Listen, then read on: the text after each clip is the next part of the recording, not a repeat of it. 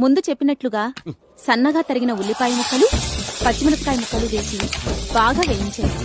ఇప్పుడు అరకప్పు కొబ్బరి తురుము, 20 గ్రాముల జీడిపప్పు, 20 గ్రాముల కిస్మిస్, యాలకులు, లవంగాలు వేసి సన్నటి సెగ మీద దోరగా వేగేదాకా బాగా కలియబెడుతూ ఉండండి.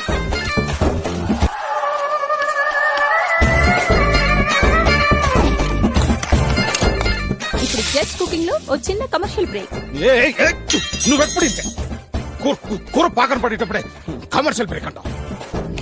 నువ్వు నా చేతికి దొరికితే ఈ ఖైదీల మొత్తానికి సరిపడే ఇడ్లీ పిండి మిక్సీలో కాదు రోట్లో రుబ్బిస్తాను నీ చేత.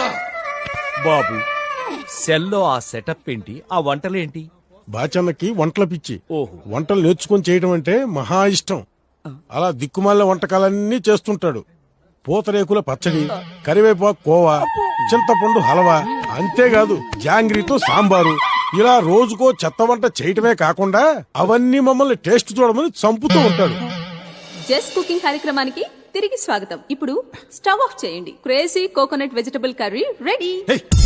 ఈ ఒక్క ముక్క చెప్పడానికి మధ్యలో కమర్షియల్ బ్రేక్ ఇచ్చావా?